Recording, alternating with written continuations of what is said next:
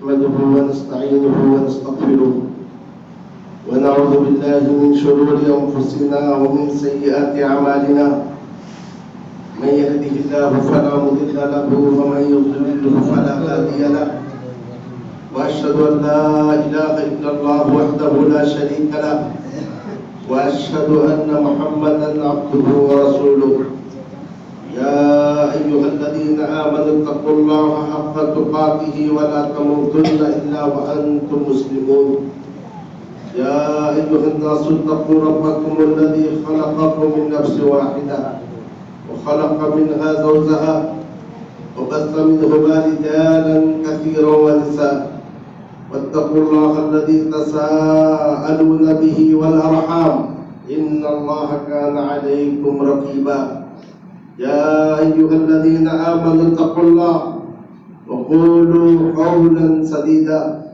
يصلح لكم أعمالكم ويغفر لكم ذنوبكم ومن يطع الله ورسوله فقد فاز فوزا عظيما أما بعد فإن خير الحديث كتاب الله وخير الهدي هدي محمد صلى الله عليه وسلم وشر الأمور محدثاتها وكل محدثة بدعة وكل بدعة ضلالة وكل ضلالة في النار. لوگو اللہ سے ڈرو اور اس کا تقوی اختیار کرو کیونکہ اللہ عز و جل کے سوا تمہارا کوئی معبود نہیں ہے، وہی معبود برحق ہے اور اس کے سوا جن جن کی عبادت کی جاتی ہے سارے کے سارے جھوٹے اور باطل ہیں. وَإِلَٰهُكُمْ إِلَٰهٌ وَاحِدٌ لَا إِلَٰهَ إِلَّا هُوَ الرَّحْمَٰنُ الرَّحِيمُ. اور تمہارا معبود تو ایک ہی معبود ہے، اس کے سوا کوئی معبود نہیں ہے. وہ بڑا مہربان ہے، نہایت رحم کرنے والا. برادران اسلام اور خواتین، لا الہ الا اللہ کلمہ طیبہ ہے. اس کی جڑ انتہائی مضبوط ہے اور اس کی شاخیں آسمان میں پھیلی ہوئی ہیں. لا الہ الا اللہ عروہ وثقی مضبوط کڑا ہے.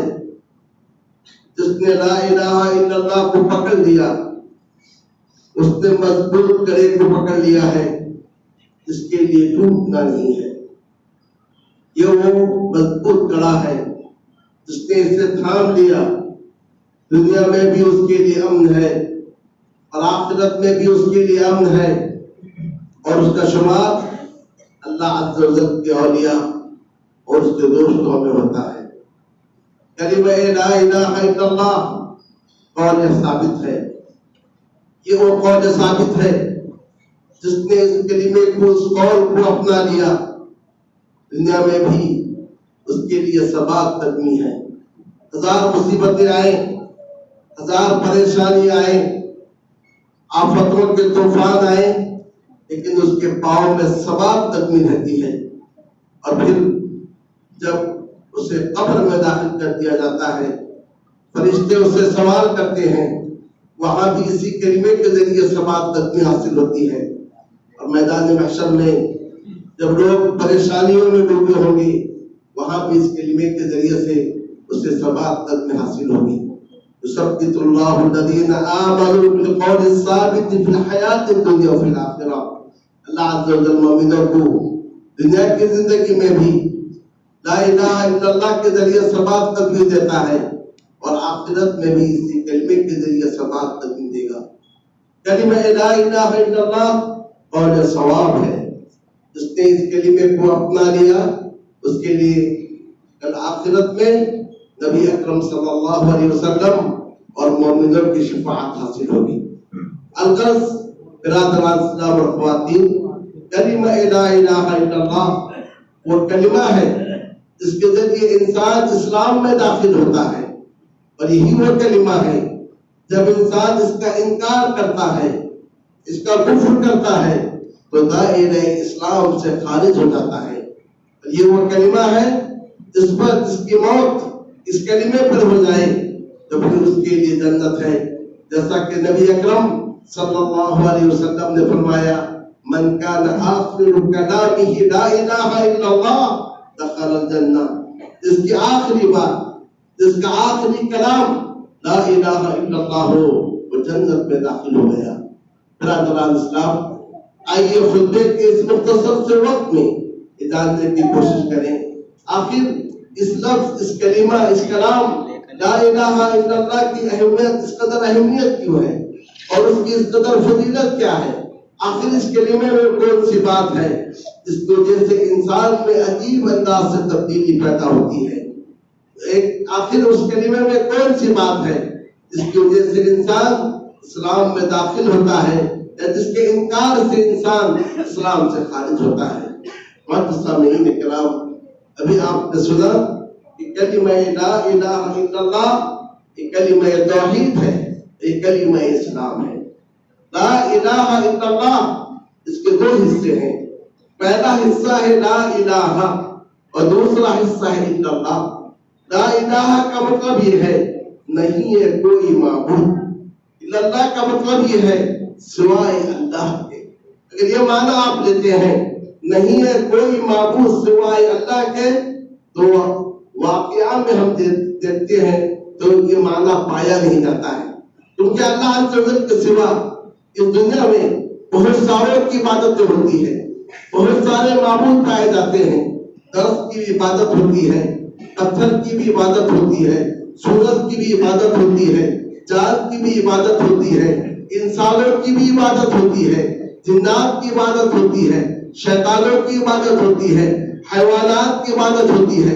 پھر ہم کیسے کہہ سکتے ہیں اللہ کے سوا کوئی معبود نہیں؟ اللہ کے سوا بہت سارے معبود ہیں، لیکن ہاں فرق یہ ہے کہ اللہ کے سوا کوئی برحق معبود نہیں ہے۔ عربی قاعدے کے اعتبار سے لا نفی جنس کے لیے آتا ہے، الہ اس کا اسم ہے، اس کی خبر چاہیے، اس کی خبر کیا ہے؟ بحق، لا الہ بحق الا اللہ، کہ اللہ کے سوا کوئی سچا معبود نہیں ہے۔ تو اس کا مطلب یہ نکلا کہ اس کائنات میں بے شمار معبود ہیں، لیکن ان سارے کے سارے معبودوں میں سچا کوئی معبود ہے، برحق کوئی معبود ہے، وہ صرف اللہ عز و جل ہے۔ یہ وجہ ہے برادران اسلام اور خواتین کہ مشرکین مکہ بھی جہاں پتھروں کی عبادت کرتے تھے، مشرکین مکہ بھی جہاں جنات کی عبادت کرتے تھے، وہیں وہ اللہ عز و جل کی بھی عبادت کرتے تھے۔ لیکن جب ان سے کہا گیا لا الہ الا اللہ کہو، انہوں نے یہ سمجھا کہ لا الہ الا اللہ کہنے کا مطلب یہ ہے ان سارے کے سارے معبودوں کو چھوڑ کر صرف اللہ تعالیٰ کو معبود اپنانا ہے۔ اسی لیے انہوں نے کہا یہ عجیب نبی ہے جو یہ کہتا ہے ہم سارے معبودوں کو چھوڑ کر ایک معبود کو اپنا لیں۔ لہذا معزز سامعین کرام، کلمہ لا الہ الا اللہ بڑا عظیم کلمہ ہے۔ اس کلمے کو کہنے کا مقصد یہ ہے، اس کلمے کے اقرار کا مطلب یہ ہے کہ دو باتیں ہیں۔ پہلی بات یہ ہے اللہ کے سوا جن جن کی عبادت کی جاتی ہے سب کو آپ جھوٹے سمجھیں، سب کو آپ باطل سمجھیں، اور اس کے بعد اللہ عز و جل کو آپ سچا معبود جانیں۔ تو یہ کلمہ لا الہ الا اللہ کے دو ارکان ہوئے، پہلا رکن ہے نفی اور دوسرا رکن ہے اثبات۔ نفی کا مطلب یہ ہے اللہ عز و جل کے سوا سارے معبودوں کا بھی انکار کریں کہ سب کے سب جھوٹے ہیں، عبادت کے لائق نہیں ہے۔ اور الا اللہ کا مطلب یہ ہے آپ یہ اقرار کریں کہ اللہ عز و جل ہی سچا معبود ہے، اس کے علاوہ کوئی اور معبود نہیں ہے۔ تو دوستو عزیزو، کلمہ لا الہ الا اللہ کوئی آسان کلمہ نہیں ہے۔ کلمہ لا الہ الا اللہ کے اقرار کے بعد انسان دو حصوں میں تقسیم ہوتا ہے، یا تو کلمہ لا الہ الا اللہ انسانوں کو دو حصوں میں تقسیم کرتا ہے، جو اس کا ماننے والا ہے مومن اور جو اس کا انکار کرنے والا ہے وہ کافر۔ اور معزز سامعین کرام، یہی وجہ ہے سارے کے سارے انبیاء کی دعوت اسی کلمے کی جانب تھی کہ لا الہ الا اللہ، کہ تم ایک اللہ کی عبادت کرو اور اس کے سوا کسی اور کی عبادت نہ کرو۔ اب معزز سامعین کرام، جب انسان اس کلمے کا اقرار کر لیتا ہے کہ اللہ ہی سچا معبود ہے، اللہ کے سوا جتنے معبود ہیں سارے کے سارے جھوٹے ہیں، اب وہ کسی پتھر کے سامنے نہیں جھکے گا، کسی درخت کے سامنے نہیں جھکے گا، کسی حیوان کے سامنے نہیں جھکے گا، کسی انسان کے سامنے نہیں جھکے گا، کسی جن اور کسی شیطان کے سامنے نہیں جھکے گا۔ اس کا مطلب یہ ہے عبادت کے سارے انواع اور اقسام کو وہ اللہ عز و جل کے لیے خاص کرے گا۔ صرف یہی نہیں کہ وہ نماز اللہ کے لیے پڑھے گا، روزہ اللہ کے لیے رکھے گا، صدقہ زکات اللہ کے لیے دے گا، حج اللہ عز و جل کے لیے کرے گا، والدین کے ساتھ حسن سلوک اللہ کو خوش کرنے کے لیے کرے گا، رشتہ داروں کے ساتھ اچھا سلوک اللہ عز و جل کو راضی کرنے کے لیے کرے گا، دشمنوں سے قول حسن اللہ عز و جل کو خوش کرنے کے لیے کرے گا، کاروبار میں سچائیت امانت کو اپنائے گا اللہ عز و جل کو راضی کرنے کے لیے، حرام کاروبار کو چھوڑے گا اللہ عز و جل کو راضی کرنے کے لیے، کسی کو دھوکہ نہیں دے گا اللہ عز و جل کو راضی کرنے کے لیے، بلکہ معزز سامعین کرام اپنی زندگی میں اسی نظام کو نافذ کرے گا جس نظام کو اللہ عز و جل نے نازل کیا ہے، اور اس کے سوا کسی اور نظام کو اپنائے گا نہیں، کسی اور فیصلے کو اپنائے گا نہیں۔ افحکم الجاہلیت یبغون، کیا وہ اللہ عز و جل کے نازل کردہ فیصلے کو چھوڑ کر کسی اور فیصلے کو اپناتے ہیں؟ لہذا معزز سامعین کرام کلمہ لا الہ الا اللہ بڑا عظیم کلمہ ہے۔ اس کلمے کو اپنانے کے بعد انسان کی زندگی ایک سر بدل جاتی ہے۔ یہی وجہ ہے کہ نبی اکرم صلی اللہ علیہ وسلم اور آپ سے پہلے جتنے انبیاء آئے سارے کے سارے انبیاء نے اپنی دعوت کا آغاز اسی کلمے سے کیا ہے۔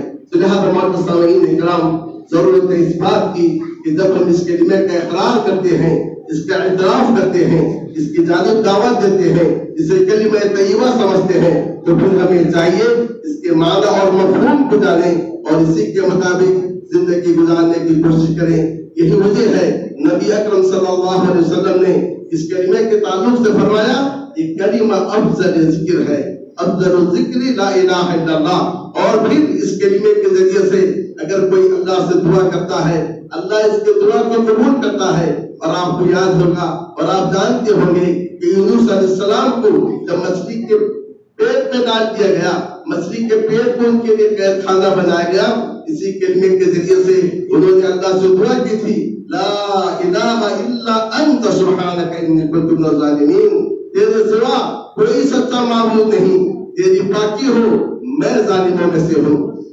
اور اس کا نتیجہ یہ نکلا کہ اللہ عز و جل انہیں اس مصیبت سے نجات دی۔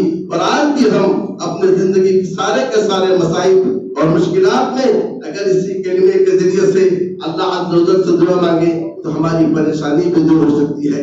رب العالمین سے میری دعا ہے کہ اللہ عز و جل ہم سبوں کو اس کلمے کے معنی اور مفہوم کو سمجھنے اور اس کے مطابق زندگی گزارنے کی توفیق عطا فرمائے۔ بارک اللہ لی و لکم فی القرآن المجید ونفعنی وإیاکم بالآیات والذکر الحکیم انہ تعالی جواد کریم ملک بر رؤوف رحیم۔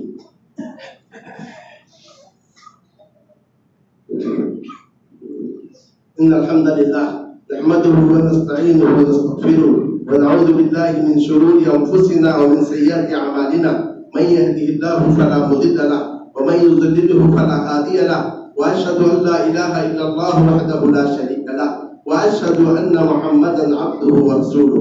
برادران اسلام اور خواتین، آج مسلمانوں کے جتنے فرقے پائے جاتے ہیں سارے کے سارے فرقے اس کلمے کا اقرار کرتے ہیں، کوئی فرقہ ایسا نہیں ہے جو اس کلمے کا انکار کرتا ہو۔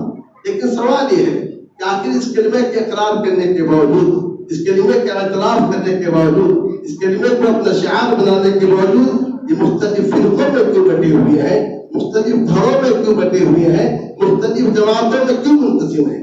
برادران اسلام خواتین، اصل مسئلہ یہ ہے اس کلمے کے مفہوم کو سمجھنے میں ہیر پھیر کیا گیا ہے۔ جو لوگ اللہ عز و جل کے سوا دوسروں کے لیے عبادتوں کو پھیرتے ہیں، طواف اللہ کے گھر کے علاوہ کسی اور کے لیے کرتے ہیں، دعا اللہ عز و جل کے سوا کسی اور سے مانگتے ہیں، قربانی کے ذریعے سے، نذر و نیاز کے ذریعے سے اللہ کے سوا دوسروں کا تقرب کرتے ہیں، جب ان سے پوچھا جائے لا الہ الا اللہ کا معنی کیا ہے تو یہ کہتے ہیں لا خالق الا اللہ۔ الہ کا معنی خالق لیتے ہیں کہ اللہ کے سوا کوئی اور خالق نہیں ہے۔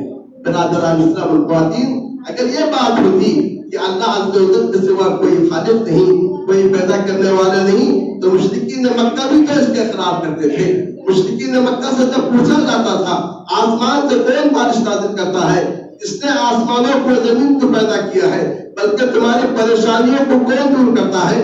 کہتے تھے اللہ۔ جب مشرکین مکہ اللہ کو خالق سمجھتے تھے، اللہ کو مالک اور رازق سمجھتے تھے، تو اس کے باوجود انہیں کافر کیوں کہا گیا، انہیں مشرک کیوں کہا گیا؟ جس سے یہ بات معلوم ہوئی الہ میں خالق کا معنی تو ضرور پایا جاتا ہے، لیکن اس کا یہ مطلب نہیں صرف خالق کا معنی ہے، بلکہ الہ میں خالق کے معنی کے ساتھ معبود کا معنی بھی پایا جاتا ہے۔ کچھ اور لوگ ہیں جنہیں اس طرح میں صوفی حضرات کہا جاتا ہے، ان کا اپنا عقیدہ یہ ہے ہر چیز میں ہر چیز کو اللہ مانتے ہیں، تو ان کا کہنا یہ ہے لا الہ الا اللہ، لا الہ موجود الا اللہ، کائنات میں جو بھی موجود ہے وہ اللہ ہے۔ اب اس کے نتیجے میں کہتے ہیں کہ جتنے ادیان جتنے مذاہب پائے جاتے ہیں وہ سب کے سب اللہ ہے۔ ایک انسان پتھر کی عبادت کرتا ہے اس کو بھی وہ اللہ مانتے ہیں، ایک انسان دن کی عبادت کرتا ہے اس کی بھی وہ اللہ مانتے ہیں۔ تو برادران اسلام لا الہ الا اللہ کا غلط معنی لینے کی وجہ سے نتیجہ یہ نکلا کہ آج لوگ مختلف فرقوں میں مختلف جماعتوں میں بٹ گئے، اور کچھ لوگ ایسے ہیں جو لا الہ الا اللہ کا صحیح معنی تو لیتے ہیں کہ اللہ عز و جل ہی سچا معبود ہے، سارے کے سارے معبود جھوٹے ہیں، لیکن آپ دیکھیں گے نمازوں میں سستی ہے، آپ دیکھیں گے زکات نکالنے میں سستی ہے، آپ دیکھیں گے رمضان کے مہینے میں کھاتے پیتے گھومتے ہیں، آپ دیکھیں گے اللہ عز و جل کی معصیت کرتے ہوئے ان کے جسم کو رونتے کھڑے نہیں ہوتے ہیں، آپ انہیں دیکھیں گے حرام کاروبار کرتے ہوئے ان کے دل میں اللہ کا خوف اور ڈر پیدا ہوتا ہے۔ کیوں؟ اس لیے کہ محترم سامعین کرام انہوں نے صرف یہ سمجھ لیا ہے کہ لا الہ الا اللہ کہنے سے ہمارا بیڑا پار ہے، چاہے ہم جیسا بھی عمل کریں، کیونکہ ہم نے لا الہ الا اللہ کہا۔ وہب ابن مدبر سے پوچھا گیا الیس لا الہ الا اللہ مفتاح الجنہ، کہ لا الہ الا اللہ جنت کی چابی نہیں ہے؟ کہا بلا، کیوں نہیں؟ لا الہ الا اللہ جنت کی چابی ہے، لیکن ہر چابی کے دندانے ہوتے ہیں، اگر چابی کے دندانے ہو تو تالا کھلتا ہے، اور اگر دندانے نہیں ہو تو تالے نہیں کھلتے ہیں۔ تو گویا جب تم لا الہ الا اللہ کہو گے جنت کی چابی تو تم نے اپنا لی، لیکن دیکھو اس کے دندانے ہیں یا ان کے دندانے نہیں ہیں؟ یہ وہ دندانے ہیں جنہیں لا الہ الا اللہ کے شروع کہا جاتا ہے۔ حسن بصری رحمہ اللہ کے پاس کسی نے کہا کہ یہ بات نہیں، جس نے لا الہ الا اللہ کہا جنت میں داخل ہوگا، کہا بالکل صحیح بات ہے، بات یہ ہے جو لا الہ الا اللہ کہے اس کے فرض کو ادا کرے، اس کے حق کو ادا کرے، پھر وہ جنت میں داخل ہوگا۔ فرض ہے کہ ایک شاعر تھا جو انتہائی گھٹیا شاعر تھا، اس کا کلام تو بہت اونچا تھا، لیکن اپنے کلام میں عورتوں کا ذکر کرتا تھا اور پاک دامن عورتوں پر تہمت لگاتا تھا۔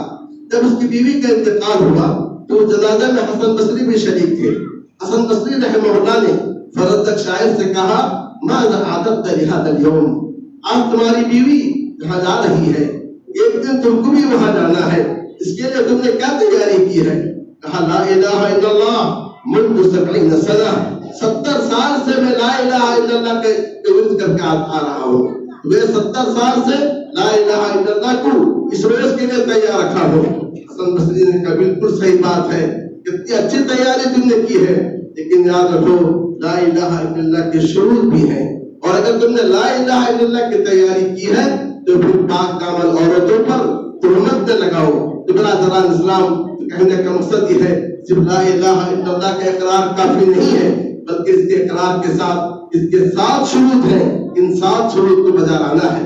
مختصر یہ ہے، سب سے پہلی شرط یہ ہے اس کے معنی اور مفہوم کو آپ جانیں۔ یہ کوئی ضروری نہیں لا کا معنی آپ کو معلوم ہو، الہ کا معنی آپ کو معلوم ہو، اللہ کا معنی آپ کو معلوم ہو، بلکہ ضروری ہے اس کا جو مفہوم ہے وہ مفہوم آپ جانیں، کہ آپ کے دل میں یقین ہو کہ اللہ ہی سچا معبود ہے، اس کے سوا جن جن کی عبادت کی جاتی ہے سارے کے سارے جھوٹے اور باطل ہیں۔ یہ اگر مفہوم آپ کے دل میں ہو تو آپ کو لا الہ الا اللہ کا علم آ گیا۔ اب سوال یہ ہے کہ علم کافی ہے؟ مشرکین مکہ کو لا الہ الا اللہ کا علم تھا تو علم کافی نہیں ہے، بلکہ اس علم پر یقین چاہیے۔ تو اسی لیے قرآن مجید میں اللہ عز و جل نے فرمایا مومن تو وہ ہے جو اللہ رسول پر ایمان لائے ثم لم يرتابوا، پھر اس پر شک نہ کریں، اور بعض روایت میں ہے مستيقنا بها قلبه، دل میں اس کے تعلق سے یقین ہو۔ اب سوال یہ ہے علم ہو گیا، معنی اور مفہوم کا علم ہو گیا، اس پر آپ کو یقین بھی ہے تو کیا یہ کافی ہے؟ کافی نہیں ہے۔ ابو طالب کو لا الہ الا اللہ کا معنی بھی معلوم تھا اور ابو طالب کو یقین بھی تھا، وہ کہا کرتے تھے کہ میرے بھتیجے کا دین سارے ادیان سے سب سے اچھا دین ہے، لیکن ابو طالب کا یقین کافی نہیں ہے۔ اس یقین کے ساتھ تیسری چیز یہ ہے کلمہ لا الہ الا اللہ کو قبول آپ کریں، اس کا آپ اقرار کریں۔ مسند احمد کی روایت ہے، نبی اکرم صلی اللہ علیہ وسلم نے فرمایا جس نے مجھ سے اس کلمے کو قبول کیا جسے میں نے اپنے چچا پر پیش کیا تھا، میرے چچا نے رد کر دیا، تو یہ کلمہ اس کے لیے نجات ہے۔ اور سوال معزز سامعین کرام، کیا یہ تین شرطیں کافی ہیں؟ جیسا کہ ہم لا الہ کے مفہوم کو جانتے ہیں، لا الہ الا پر انشاءاللہ یقین بھی ہے اور اسے ہم نے قبول بھی کر لیا ہے۔ ہر نماز میں مؤذن کہتا ہے اشہد ان لا الہ الا اللہ، کیا یہ کافی ہے؟ کافی نہیں ہے۔ اس کے بعد چوتھی شرط انتہائی کسوٹی کی شرط ہے، وہ ہے انقیاد، وہ ہے تابعداری۔ جیسا کہ ایک جانور کے گلے میں آپ رسی ڈالتے ہیں، جیسے جیسے آپ چلتے ہیں جانور آپ کے پیچھے پیچھے چلتا ہے۔ اب کلمہ لا الہ الا اللہ کے معنی مفہوم کو جاننے کے بعد، اس پر یقین کرنے کے بعد، اسے قبول کرنے کے بعد، اب آپ کو اس جانور کے معلوم ہوگا کہ لا الہ الا اللہ آپ کو کیا حکم دیتا ہے۔ لا الہ الا اللہ یہ کہتا ہے آپ کا لباس ایسا ہو ایسا بنائیے۔ لا الہ الا اللہ کہتا ہے آپ کا چہرہ ایسا ہو چہرہ ایسا بنائیے۔ لا الہ الا اللہ کہتا ہے آپ کی ازدواجی زندگی ایسی ہو، اپنے میاں بیوی کی زندگی ایسے بنائیے۔ لا الہ الا اللہ کہتا ہے آپ اپنے پڑوسی کے ساتھ ایسے رہو، ویسے آپ کو رہنا پڑے گا۔ لا الہ الا اللہ کہتا ہے دشمنوں کے ساتھ ایسا رہو، ویسے ہی آپ کو رہنا پڑے گا۔ اس کا نام ہے انقیاد، اس کا نام ہے تابعداری۔ لا الہ الا اللہ کہتا ہے آپس میں جو جھگڑے ہوتے ہیں ان جھگڑوں کا فیصلہ ایسا کرو، آپ کو ایسا کرنا پڑے گا۔ تو معزز سامعین کرام، یہ ہے انقیاد، یہ ہے تابعداری۔ جب تک آپ نے اس انقیاد کو، اس تابعداری کو نہیں اپنایا ہے تو اس کا مطلب ہی ہے آپ نے لا الہ الا اللہ کا صحیح انداز سے اقرار نہیں کیا ہے۔ اور آگے چل اور شروط ہے، ان شروط میں یہ ہے کہ لا الہ الا اللہ کا اقرار کرنے کے بعد پھر یہ چاہیے کہ آپ شرک نہ کریں، اخلاص ہو۔ اور اس کے بعد شرط یہ ہے کہ آپ کے دل میں نفاق نہ ہو، جھوٹ نہ ہو، سچائی ہو۔ اور معزز سامعین کرام، آخری شرط بڑی کڑی شرط ہے، وہ شرط یہ ہے اس کلمے کے ساتھ محبت ہو۔ لا الہ الا اللہ کے سننے کے ساتھ ہی آپ کا چہرہ حساس بشاس ہو جائے۔ لا الہ الا اللہ کے سننے کے ساتھ ہی آپ کے رگ رگ میں خوشیوں کے لہر دوڑ پڑے، یہ ہے لا الہ الا اللہ سے محبت۔ لیکن آج ہمارے کتنے ایسے بھائی ہیں جب ان کے سامنے لا الہ الا اللہ کا ذکر کیا جاتا ہے چہرہ بسوڑ جاتا ہے اور اس طریقے سے منہ بنانے لگتے ہیں۔ کٹک کا ہی واقعہ یاد آ رہا ہے، جماعت اسلامی والوں نے اپنے اجتماع میں مجھے بلایا، جب موضوع کے لحاظ سے ہندوستان میں کیسے رہنا ہے، جب اس پر میں نے گفتگو کی، بڑے چہرے حساس بشاس تھے۔ میں نے جب کہا کہ اللہ کی زمین ہے، اللہ کی زمین میں اللہ کے قانون کو نافذ کرنا چاہیے، چہرے بڑے حساس بشاس تھے، لیکن جو ہے میں اپنے موضوع کو پڑھتا توحید کی جانب، اور میں نے کہا کہ ہم اس زمین میں اس وقت تک مضبوطی کے ساتھ سر اٹھا کر جی سکتے ہیں جب ہم لا الہ الا اللہ کو اپنائیں گے۔ پھر ہم نے دیکھا کہ چہرے بدلنے لگے۔ تو معزز سامعین کرام، ضرورت ہے اس بات کی اس کلمے کے ساتھ محبت ہو۔ اس کلمے کے ساتھ جب محبت دل میں آ جاتی ہے تو معزز سامعین کرام، اس انسان کا ٹکڑا ٹکڑا کر دیا جائے تب بھی وہ حساس و بشاس ہوتا ہے۔ آپ کو یاد ہوگا فرعون کی بیوی آسیہ تھی، کیسی نعمتوں میں جی رہی تھی، کیسے آسائش میں جی رہی تھی، لیکن جب ایمان اس کے دل میں گھر کر گیا اور اس کے بعد فرعون کو غصہ آ گیا اور جسم کے ایک ایک ہڈی پر میٹ ٹھوکا گیا، لیکن وہ مسکرا رہی تھی۔ کیوں مسکرا رہی تھی؟ کلمہ لا الہ سے محبت تھا۔ اس نے دعا کی تھی، اے میرے رب میرے لیے جنت میں گھر بنا دے۔ لوگ جب میٹ ٹھوک رہے تھے، اسے عذاب دے رہے تھے، لیکن وہ جنت میں اپنے گھر کو دیکھ رہی تھی اور وہ مسکراتے جا رہی تھی۔ لہذا معزز سامعین کرام، اس کلمے سے محبت چاہیے۔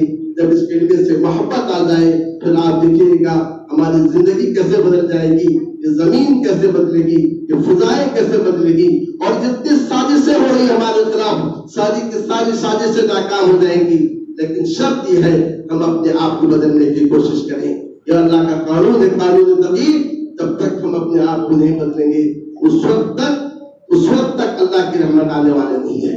رب العالمین سے میری دعا ہے کہ اللہ عز ہم سبوں کو کلمہ توحید لا الہ الا اللہ کے معنی اور مفہوم کو سمجھ دے اور اس کے تقاضوں کے مطابق زندگی گزارنے کی توفیق عطا فرمائے. اور نبی اکرم صلی اللہ علیہ وسلم پر صلاۃ و سلام بھیجی کہ اللہ عز و جل نے اس کا حکم دیتے ہوئے فرمایا ان اللہ وملائکتہ یصلون علی النبی یا ایھا الذین آمنوا صلوا علیہ وسلموا تسلیما. اللهم صل على محمد وعلى ال محمد كما صليت على ابراهيم وعلى ال ابراهيم انك حميد مجيد. اللهم بارك على محمد وعلى ال محمد كما باركت على ابراهيم وعلى ال ابراهيم انك حميد مجيد. اللهم اعز الاسلام والمسلمين اللهم اعز الاسلام والمسلمين اللهم اعز الاسلام والمسلمين واذل الشرك والمشركين ودمر اعداء الدين. اللهم انا نجعلك في نحورهم ونعوذ بك من شرورهم.